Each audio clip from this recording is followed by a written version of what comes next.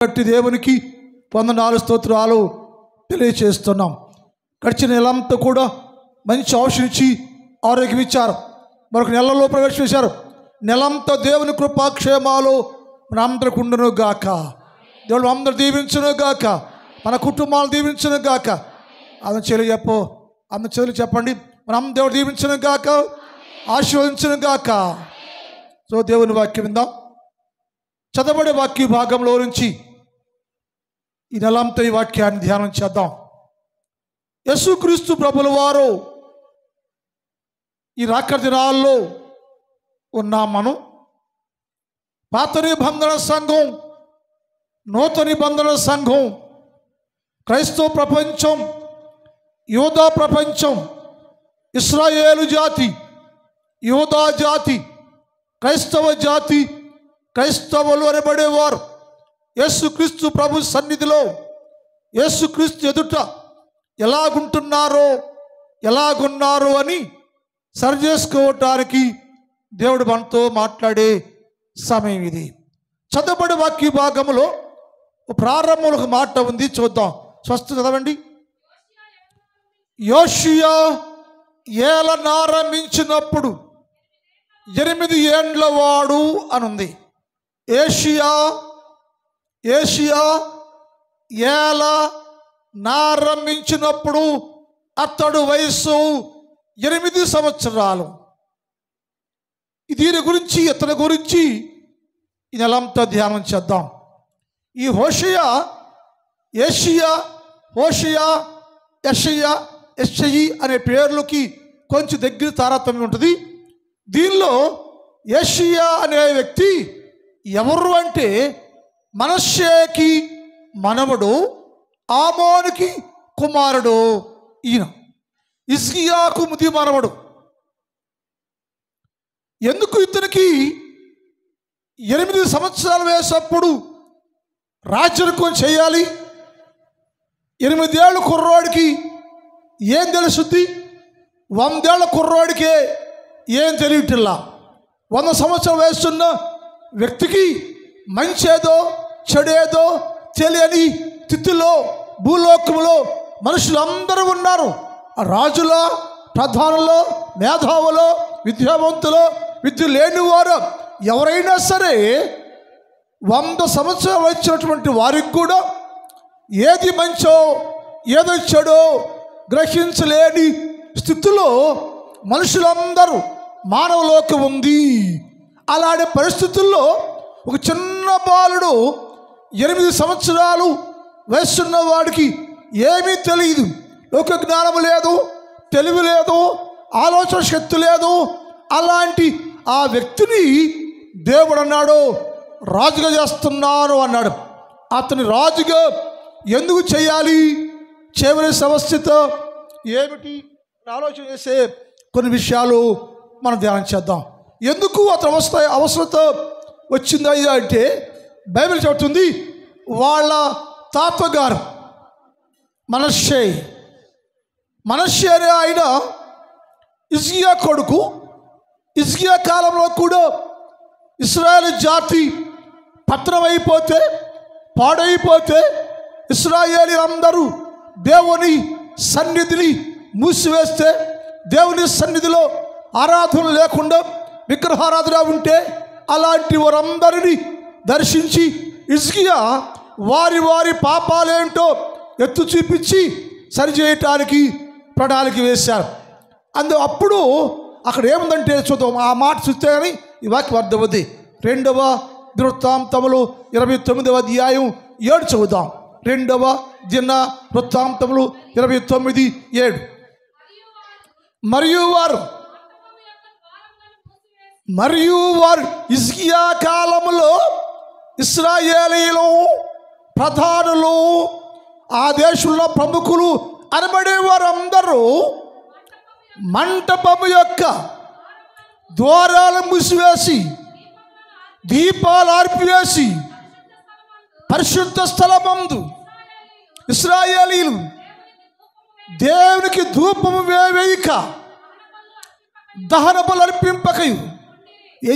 హిజ్కియా కాలముల నాటికి ఇశ్రాయేలు సన్నిధిలో దేవుని సన్నిధిలో ధూపం వేసేవారు లేరు, ప్రార్థించేవారు లేరు, బలు అర్పించేవారు లేరు.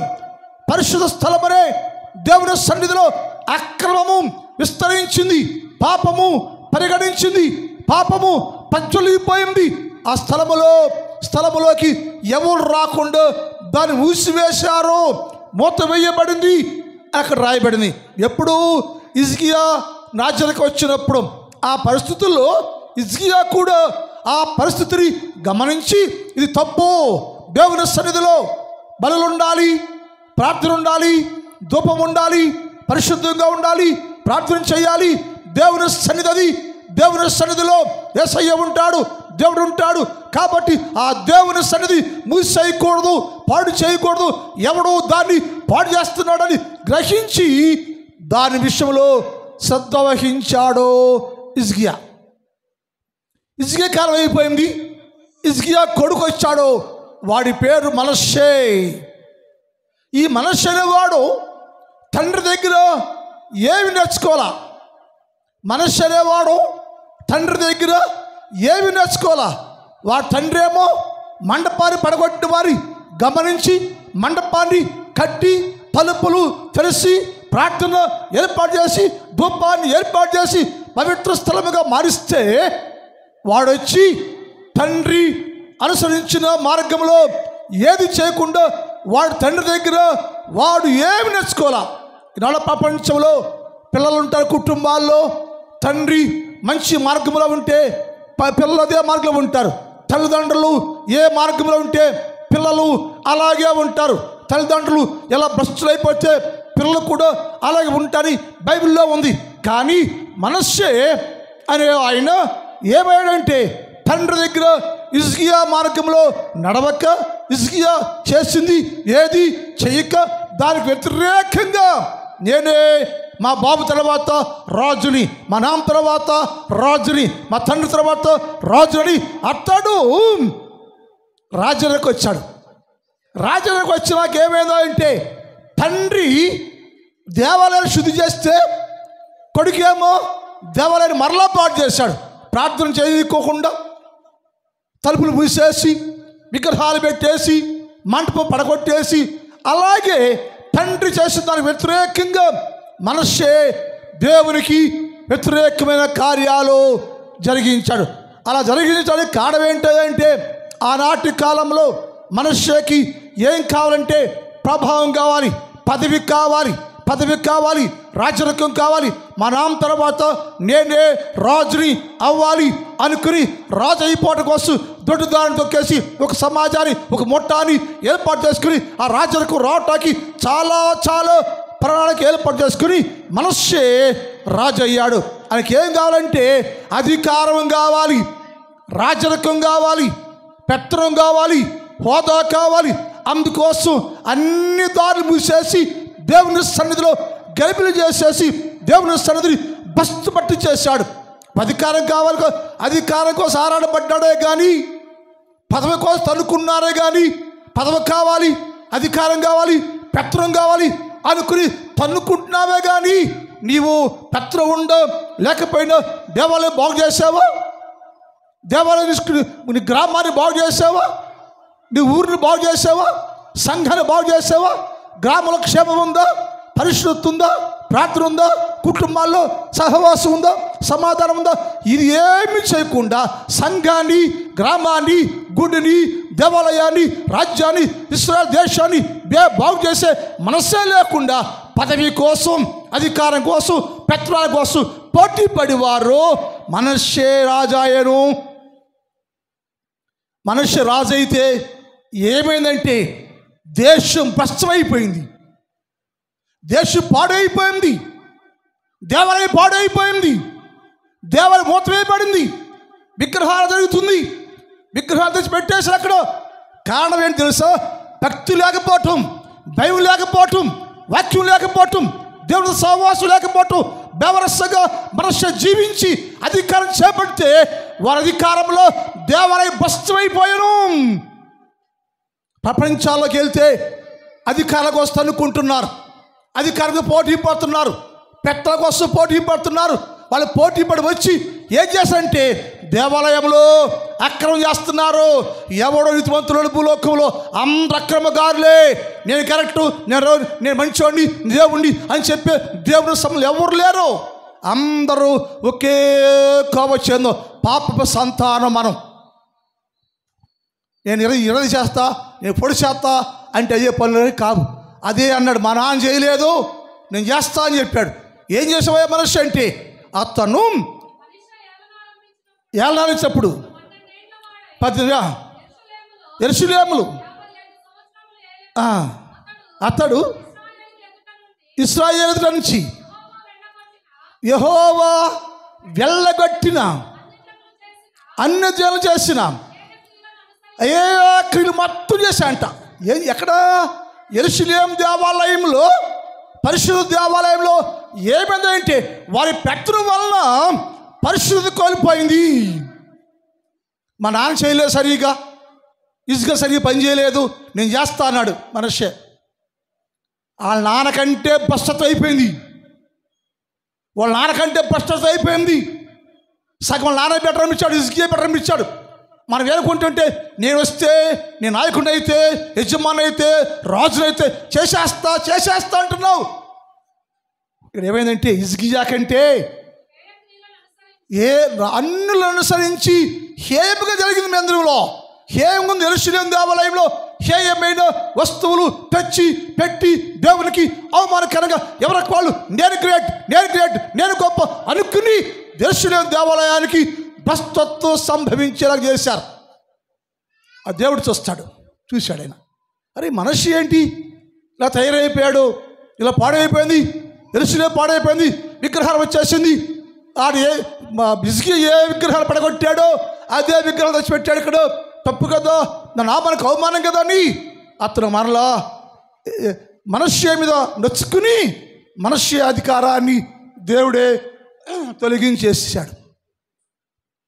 మనుష్య కరెక్ట్ కాదు, పెత్తనం కోరుకున్నాడు కానీ పరిశుద్ధత లేదు, అధికారం కోరుకున్నాడు కానీ అహంకారం ఉంది, అన్నీ ఉండే కాబట్టి ఇస్తాడు.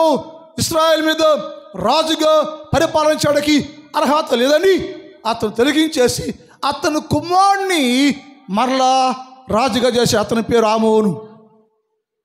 ఒకటి హిజ్కియా కొడుకు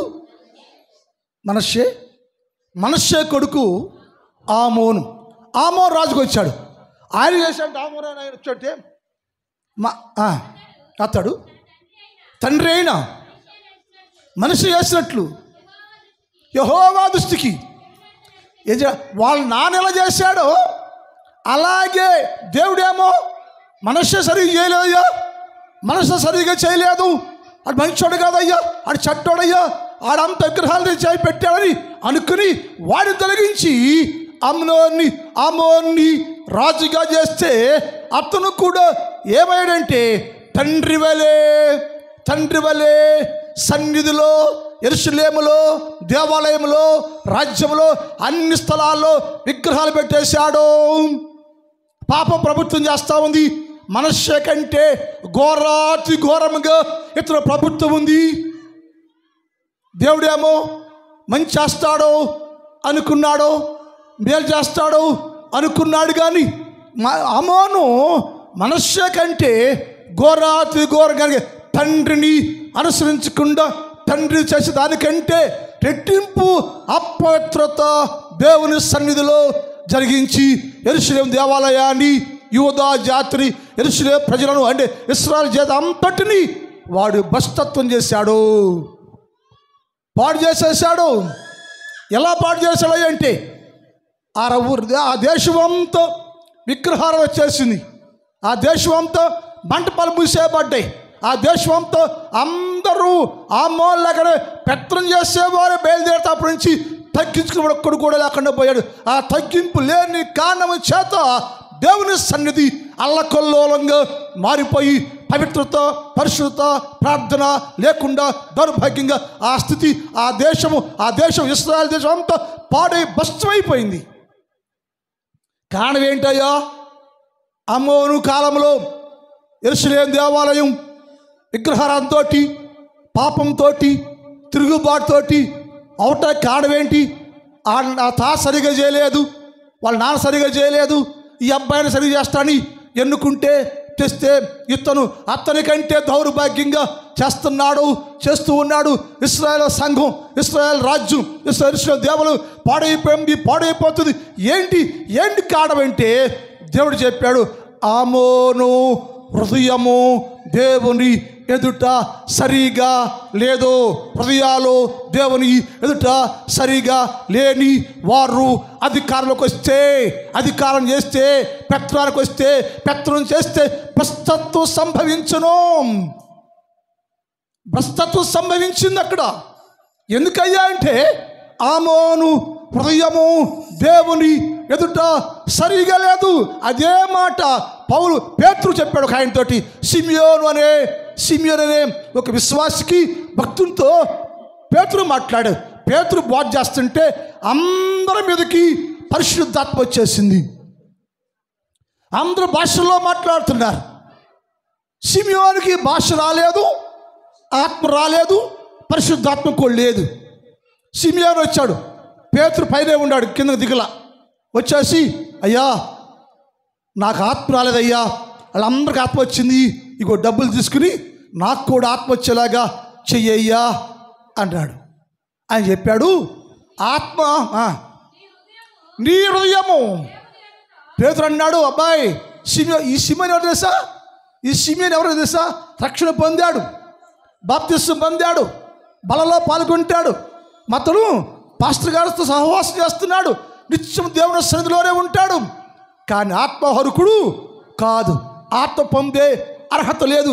ఎందుకయ్యో, నేను మార్మల్స్ పొందే కదా, బాప్తిస్మం పొందే కదా, రక్షణ పొందే కదా, సన్నిధిలో ఉంటా కదా, అన్ని చేస్తున్నా కదా, నేను పరిశాకుడే కదా అంటే నీ హృదయము దేవుని ముందు సరిగా లేదు. హృదయం సరిగా లేకపోతే పరిచర్య లోపం వచ్చింది. హృదయం పరిశుద్ధం లేని వారు స్వచ్ఛమైన సేవ చేయలేరు, స్వచ్ఛమైన పరిపాలన చేయలేరు, స్వచ్ఛమైన నడిపించలేరు. పరిశుద్ధులై ఉండాలి. హృదయము దేవుని ఎదుట సరిగా ఉండాలి. ఎవరి హృదయంలో దేవుని వాక్యము ఉన్నదో, ఎవరి హృదయము సరిగా ఉన్నదో, ఎవరిలో దేవుని ఆత్మ నడిపింపు ఉండదో, వారి నాయకత్వంలో భ్రష్టత్వం సంభవించను. అది పాడైపోవును. అది మందిరమా, అది సంఘమా, ఇస్రాయేల్ జాత, దేశమా, ఏదైనా సరే దేవుని ముందు సరైన జీవితం లేని వారు పరిపాలన చేయలేరు. చేస్తే భ్రష్టత్వం వచ్చిందట. ఆమోను చూశాడు దేవుడు. ఏంటి వాళ్ళ తాత అలా చేశాడు, వాళ్ళ నాన్న అలా చేశాడు, ఆమోను అలా చేశాడు, మీరు ఇస్రాయేల్ జాతి పరిస్థితి ఏంటి, ఏం చేద్దాం, ఏం చెయ్యాలి? దేవుడు ఆలోచిస్తే వారి ముందుకు కాబట్టి 8 సంవత్సరాల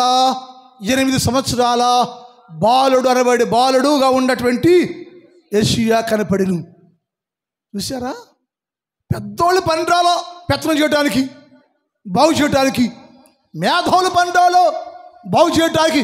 ఈ మేధావునయ్యో గొప్పడయ్యో, నేను అపమేధావు నేను అనుకు డబ్బా కట్టుకునేవాడు ఎవడు? మనషే కానీ, ఆమోను కానీ, హిజ్కియా కానీ ఎవరికెవరికి అర్హత లేకపోయింది. దేవుడు అన్నాడు, ఇదిగో నేను చూస్తున్నా, ఇతడు బాలుడయ్యా 8 సంవత్సరాలు వయసుందయ్యా, అతను తెచ్చి యెరూషలేములో రాజుగా పట్టాభిషేకం చేయండి అని చెప్పాడు. ఈ మాట వినగానే యెరూషలేములో అందరికీ ఆశ్చర్యం అనిపించింది. యెరూషలేములో ప్రజలకి ఆశ్చర్యం అనిపించింది. ఏంటయ్యా మనకి స్థితి ఏంటంటే, దేవుడు చెప్పాడు, అతడు మాత్రమే, ఈ పిల్లోడు మాత్రమే, ఆమోను కుమారుడు యోషియా మాత్రమే ఈ రాజ్యాన్ని పరిపాలన చేయగలడు అని చెప్పి అతని దేవుడు నిర్ణయించుకున్నాడు. ఎవరిని? 8 సంవత్సరాల బాలుడు. అప్పటికి ఈ యోషియా రాజు వచ్చానికి ఇశ్రాయేలీయుల్లో 16వ రాజున, ఇప్పటికి 16వ రాజు. ఈ 16 మంది రాజులు మేధావులు చేశారు. సొలొమోను దగ్గర నుంచి 16 మంది రాజులు. ఈ 16 మంది రాజుల కాలంలో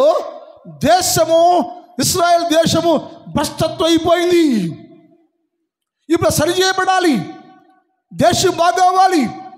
దేశం బాగోవాలంటే ఎవరు కావాలయ్యా అంటే ఆయన చెప్పాడు, ఇదిగో ఈ కుర్రోడు ఉన్నాడు ఇక్కడ, ఇతని పేరు యోషియా అని చెప్పాడు. ఇతను ఎన్నుకొని నేను ఎన్నుకుంటున్నాను, ఈ బాలుండి నేను ఎన్నుకుంటున్న ఇతన్ని తీసుకొని పోయి ఇశ్రాయేలు రాజ్యం మీద రాజుగా పట్టాభిషేకం చేయండి, అభిషేకించండి. అతను మాత్రమే ఈ ప్రపంచాన్ని అనగా ఇశ్రాయేల్ రాజ్యాన్ని న్యాయముగా నీతిగా పరిపాలన చేస్తాడు. అతని కాలంలో రాష్ట్రమంతా అంటే ఇశ్రాయేల్ దేశమంతా చాలా శ్రేష్టంగా నెమ్మదిగా సమాధానంగా ఉల్లాసంగా దేవునికి మహిమకరంగా నాకు ఇష్టంగా జరిగే ప్రతి కార్యక్రమాలు జరగటానికి ఈ బాలుడు కావాలయ్యా. ఎవరా బాలుడు? ఆమోను కుమారుడు, మనష్షే మనవడు, హిజ్కియాకు ముందు మనవడు. ఆళ్ళు చేయలేని వీడు చేస్తాడా అనుకున్న చాలామంది. దేవుడు అన్నాడు, నేను వారిని ఏర్పాటు చేసుకుంటున్నా. చిన్నవాడే బాలుడే, పెద్దోళ్ళు చేయలేకపోతాయి రాజు అని పెద్దవారికి బుద్ధి చెప్పడానికి, పెద్దవాళ్ళకి జ్ఞానం తెలియడానికి ఒక చిన్న బాలుండి దేవుడు ఏర్పాటు చేసుకున్నాడు. ఎందుకయ్యా ఆ బాలుడికి అంత ప్రాధాన్యత అంటే బైబిల్లో చాలా విషయాలు. ఈ నెలంతా ఈ వాక్యాన్ని ధ్యానం చేద్దాం. ఆయన పేరుకి అర్థం యెషయా అంటే అర్థం ఏంటంటే నా దేవుడు బాగు చెయ్యువాడు. యెషయా అంటే అర్థం ఏంటి తెలుసా?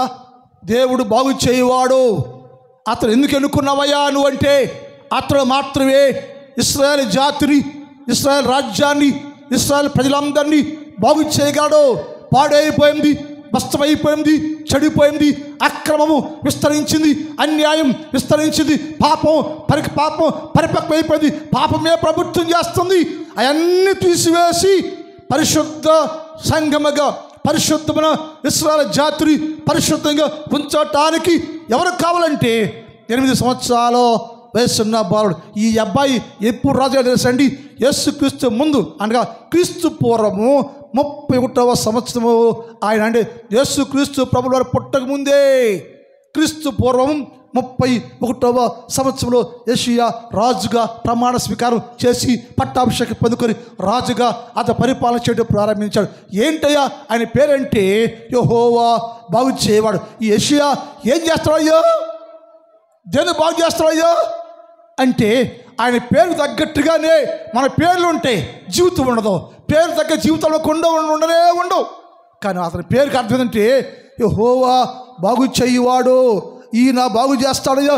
ఏం బాగు చేశాడంటే ఒకటి నెంబర్ 1 అతడు పట్టాభిషేకం చేయగానే ఏం బాగు చేశాడంటే ఇశ్రాయేల్ జాతి మొత్తాన్ని బాగు చేశాను. కల్మషం అయిపోయి, కలుషితమైపోయి, పాడైపోయి, భ్రష్టులైపోయి, పాపంలో మునిగి తేలుతో విగ్రహాలతో మొక్కుతా, విగ్రహాలను చేస్తా, బలిపెట్టమే లేక బల్లే అర్పించక ప్రార్థన చేయకుండా అందరూ పాప సంబంధంగా జీవిస్తూ ఉంటే అలాంటి ఇశ్రాయేల్ మొత్తాన్ని అతను బాగు చేశాను. వారి స్వభావాలు బాగు చేశాను, వారి స్థితి బాగు చేశాను. ఎవరైనా చిన్నపిల్లాడు నిలబడి చూస్తుంటే అతనికి ఏం కనపడిందంటే అందరి లోపాలు కనపడను, అందరిలో లోపాలు పాపాలు కనపడు. అతను పట్టాభిషేకం చేసిన వెంటనే ఇశ్రాయేలీలో ఏది లోపంగా ఉందో, ఏది పాపంగా ఉందో దాన్ని సరిచేసి ఇశ్రాయేల్ జాతి మొత్తాన్ని క్రమమైన పద్ధతిలోకి తెచ్చాడు. అతని పేరే యెషయా. నువ్వు చేయగలవా? అంత భక్తి నీకుందా? ఆ పవిత్ర నీకుందా? ఆ ఎన్నిక నీకుందా? ఏర్పాటు నీకుందా? దేవుని సంబంధం నీకుందా? ఏమి లేకుండా నేను రాజు అవుతా అని ఎవడు పాటు చేద్దామని వచ్చి రాజరికానికి వచ్చి రాజు అయ్యి ఏ దేశాన్ని పాటు చేద్దామని, ఏ దేశం పాటు చేద్దాం వస్తా రాజుగా నువ్వు పిల్లోడు 8 years ఓన్లీ 8 ఏళ్ళ పిల్లోండి రాజుకి అనుకున్నాడు. యేసయ్యా నువ్వే సరే అయ్యా, నువ్వు చేయగలవయ్యా అంటే పిల్లాడు పేరుకు తగ్గట్టుగానే మొదటిగా ఇశ్రాయేల్ జాతి మొత్తాన్ని బాగు చేశాను. లోనికి వెళ్ళి చూస్తే ఏముందంటే ఊర్లోకి వెళ్ళగానే అన్ని విగ్రహాలే, ఇళ్ళ లోపల విగ్రహాలే, రోడ్డు మీద విగ్రహాలే, వీధుల్లో విగ్రహాలే, అన్ని స్థలాల్లో బయలు దేవత విగ్రహాలతో నింపబడింది. మొత్తాన్ని పడగొట్టేశాడు. యూదా జాతి దేవుని ప్రజలు, ఇశ్రాయేలు దేవుని ప్రజల మధ్యలో విగ్రహమే ఉండకూడదు, విగ్రహాలు జరగకూడదని పిల్లాడు మొత్తాన్ని శుద్ధి చేశాడట. అలా శుద్ధి చేసే జీవితం నీకుందా? చేయగలవా? చేసే ధైర్యం నీకుందా? ఆ స్టామినా నీకుందా? ఆ పవర్ నీకుందా? ఆత్మాభిషేకం నీకుందా? లేకపోతే పట్టాభిషేకం అర్హుడు కానే కాదు. రాజ్యానికి హక్కు నీకు లేదు. రావాలంటే, చెయ్యాలంటే నీవు కూడా యెషయాలాగా దేవుని చేత ఎన్నుకు చేయబడి, దేవుని ఆత్మ నింపబడి, నీవు పరిపాలన దేవుని చేత ఎన్నుకోబడాలి. నువ్వు ఈ అబ్బాయిని 8 సంవత్సరాలు వయసున్న వాడిని దేవుడే ఎన్నుకున్నాడు. చెప్తే ఒకటికి అతను ఇశ్రాయేల్ దేశాన్ని పరిపాలన చేశాడు. రెండోది వారి హృదయాలని శుద్ధి చేశాట. ఒకటేమో దేశాన్ని బాగు చేశాడు, రెండోది హృదయాలు బాగు చేశాడు. ఉదయం ఏంటంటే ఇశ్రాయేల్ ప్రజలందరూ హృదయాలు చెడిపోయినాయి. ఇశ్రాయేల్ ప్రజల్లో ఎవరిలో భక్తి లేదు, ఎవరిలో ప్రార్థన లేదు. ఏమైందయ్యా అంటే మనష్షే వారి కుమారుడు ఆమోను మొత్తం హృదయాలను కలుస్తూ కల్మషమైపోయింది, పాడు చేసేసారు. ఆ దేశంలో ఉండిపోయి అందరు హృదయాలు కలుషితం అయిపోయాను, పాడైపోయాను, భక్తి కోల్పోయాను, హృదయాంతరంగంలో పాపమే ఉండేను. ఆయన వచ్చి 8 సంవత్సరాల పిల్లోడు అందరి హృదయాలను పరిశోధన చేశాడు, పరీక్షించాడు, సరిచేశాడు. హృదయాల్లో ఉన్న పాపాన్ని శుద్ధీకరణ చేసి దాన్ని బాగు చేశాడు. ఒకటేమో దేశాన్ని బాగు చేశాడు, రెండేమో హృదయాన్ని బాగు చేశాడు, మూడో ఎప్పుడైనా వారి మనస్సులను బాగు చేశాట. ఈ 3 విషయాలు అతను చేయటంలో మొట్టమొదటి పాత్ర. అతని కాలంలో ఆ దేశము పవిత్రంగా ఉండెను, సస్యశ్యామలంగా ఉండెను, క్షేమకరంగా ఉండెను, దీవెనకరంగా ఉండెను. అతను పోటీపడి రాలా, గూపును ఏర్పాటు చేసుకుని ఎన్నుకోబడలా, దేవుని చేత ఎన్నుకోబడ్డాడు. అందుకే అతను నిజాయితీగా, నీతిగా, స్వచ్ఛంగా దేవుని సమాజంలో, దేవుని సన్నిధిలో, దేవుని సంఘంలో యథార్థమైన రాజరికము చేసి ప్రజలందరినీ హృదయాలను జయించేట్టుగా అతను నిలబడ్డాడు. కారణం లోపట పవిత్రత. అతనిలో ఉన్న పవిత్ర జీవితమే నిజాయితీగా పరిపాలన చేయడానికి అర్హుడయ్యాడు. 8 సంవత్సరాల పిల్లోడు దేవుని చేత ఎన్నుకున్నాడు. ఎందుకయ్యా ఎన్నుకున్నావంటే ఆ దేశం పాడైపోయింది. దేశం పాడైపోతే బాగు చేసేవాళ్ళు లేరు, సంఘం పాడైపోతే బాగు చేసేవాళ్ళు లేరు, సంఘం భ్రష్ట్ అయిపోతే బాగు చేసేవాళ్ళు పదవి మాత్రం కావాలి. ఏం చేస్తావచ్చు నువ్వు? ఏం చేద్దామని? ఇక్కడ ఏమైందంటే ఇశ్రాయేలు జాతి పాడైపోతే మొదట దేవుడు బాధపడ్డాడు, రెండవదిగా యాజకులు బాధపడ్డారు, మూడవదిగా సమాజం బాగుపడితే అప్పుడు పిల్లవాడు వచ్చి సమాజాన్ని బాగు చేశాడు, సన్నిధిని బాగు చేశాడు, దేశాన్ని బాగు చేశాడు, విగ్రహం మొత్తం పడగొట్టేశాడు. ఇంత గొప్ప కార్యం జరిగించాడు ఆయన. అలా చేయటానికి అసలు కారణం ఏంటయ్యా? ఇంత ధైర్యంగా అలా చేయటానికి కారణం ఏంటి? ఎందుకు యెషయా నిజాయితీగా ఆ దేశాన్ని బాగు చేశాడు, నిజాయితీగా దేశ హృదయాలు బాగు చేశాడు, నిజాయితీగా మనసును బాగు చేశాడు, ఆ దేవాలయం బాగు చేశాడు. శుద్ధించడం కారణం ఏంటంటే అతడు దేవుని ఎదుట నీతిని అనుసరించట. అతడు దేవుని ఎదుట నీతి కలిగి నీతిని అనుసరించి జీవించాడట. దేని అనుసరించాడు? నీతి కలిగి నీతిగా జీవించాడు. అట్ ద సేమ్ టైం నీతిని అనుసరించాడు, నీతికి బతికాడు. ఎప్పుడైనా 100 వచ్చినా కాదండి, 100 వచ్చినా కాదు. పిల్లవాడికి ఎంత వయసు? 8 ఏళ్ళే.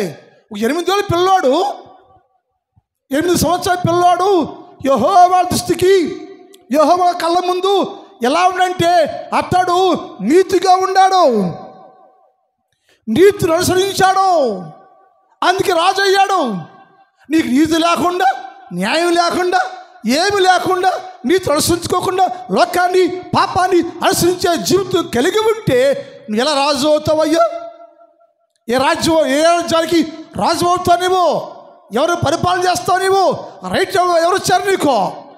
యేసయ్య అన్నాడు, నా రాజ్యంలో నీవు నా ప్రజల్ని బాగు చేయాలంటే, నా ప్రజలు క్షేమంగా ఉండాలంటే, నా ప్రజలైన ఇశ్రాయేలీయులు ఆ దేశము కలిగిన భ్రష్టత్వం పోవాలంటే భ్రష్టత్వం లేనివాడు, నీతిమంతుడు, నీతి అనుసరించేవాడు, పరిశుద్ధుడు పట్టాభిషేకంలోకి రావాలి.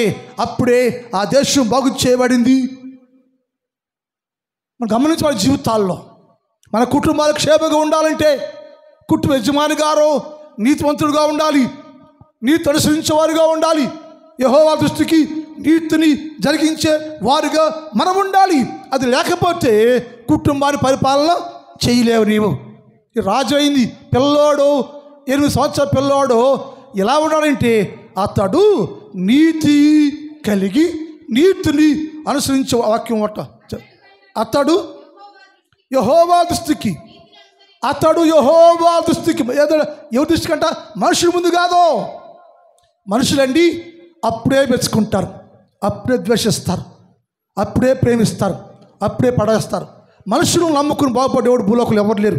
అంటే అందరు నమ్మాలి, అందరు నమ్మకూడదు. మనం అందరినీ నమ్మాలి, అందరినీ నమ్మకూడదు. అది మానవుడిని నమ్మకూడదు. ఎందుకని? మానవది మట్టి శరీరం, సాతాను స్వభావం. ఇప్పుడు యేసేమన్నా అంటే అతడు మనుషులు నమ్ముకోవాలా, మనుషులు అనుసరించలా, మనుషులు చుట్టూ తిరగల. నన్ను రాజు అయ్యయ్యా, నా రాజుని చెయ్యయ్యా, రాజు ఏ మనుషుడికి వెళ్ళి బతుకులాడుకోవాలా.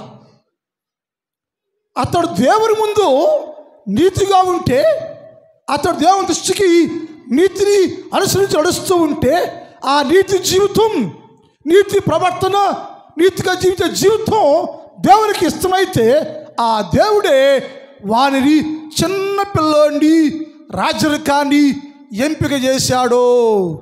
నిన్ను ఎన్నుకుంటున్నాడా?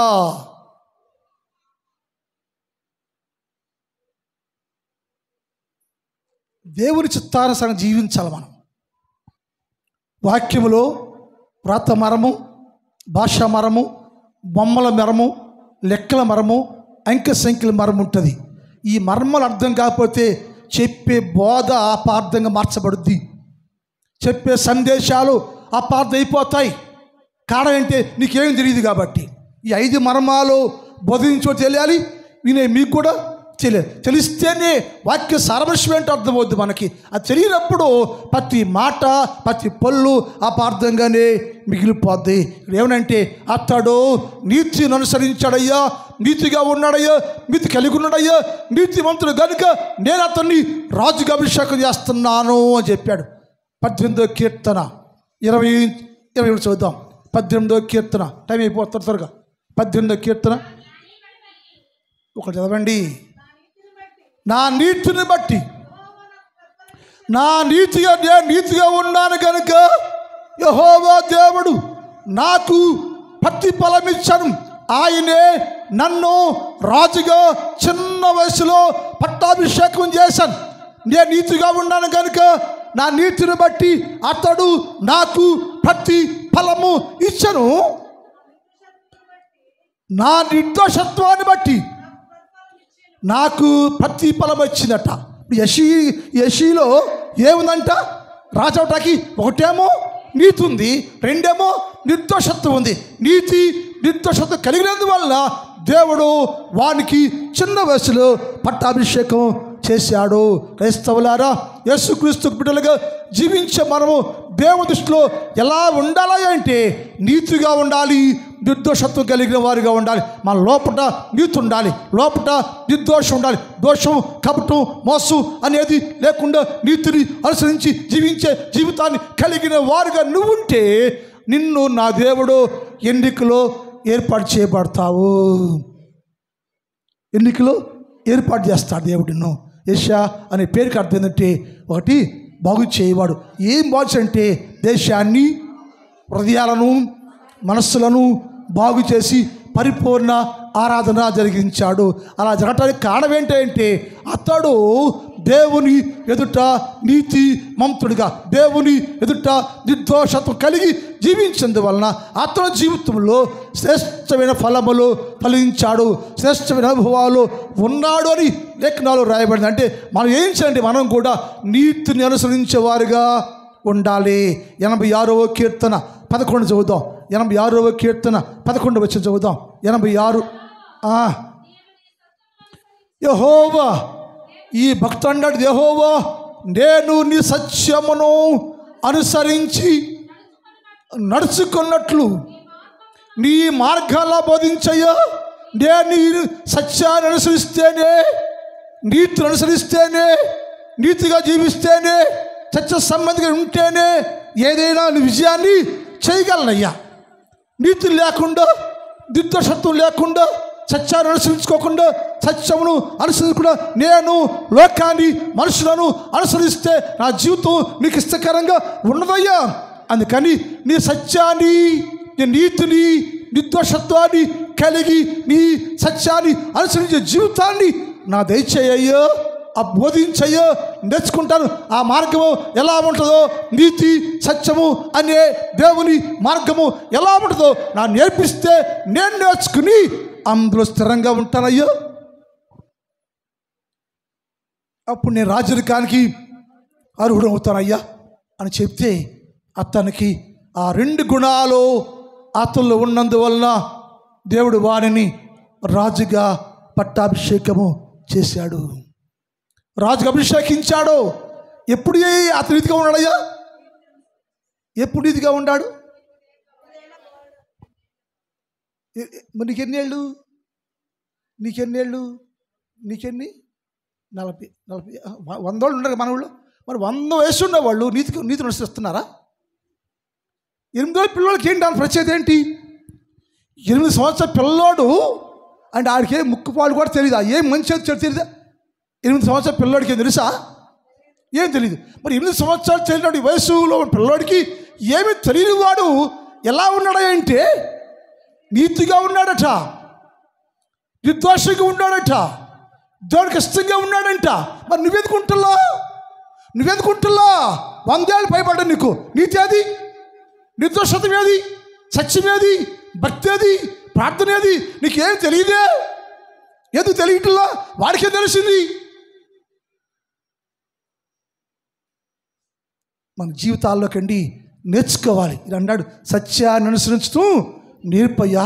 ఎవరైతే సత్యాన్ని నేర్చుకుంటారో, సత్య మార్గంలో సాగిపోయి నేర్చుకుంటారో, సత్యాన్ని అనుసరించడం నేర్చుకుంటారో వారు దేవుని సన్నిధిలో పరలోక రాజ్యానికి అర్హులని లేఖనాలు స్పష్టంగా వ్రాయబడింది. కనుక మరి ఏం చేయాలంటే ఆ పిల్లోడి వలె, రాజు వలె నీవు కూడా దేవునికి ఎదుట నిర్దోషత్వం కలిగి నీతిని అనుసరిస్తూ నీతిగా జీవిస్తే నా దేవుడు నిన్ను హెచ్చించి గొప్ప చెయ్యునుగాక. దేవుడు దీవుల్ని అనుగ్రహించునుగాక. కృపాక్షేమాభివృద్ధి నీ కుటుంబంలోకి వచ్చునుగాక. అందుకని నీవు కూడా అత్తని వలే, ఆ బాలుని వలే దేవుని దృష్టికి నీతిగా జీవించేవారుగా ఉంటే మంచిది. ప్రార్థన చేద్దాం. మరొక ఆరాధన ఉంది కాబట్టి మిగిలిన భాగాన్ని వచ్చే ఆదివారం ధ్యానం చేద్దాం.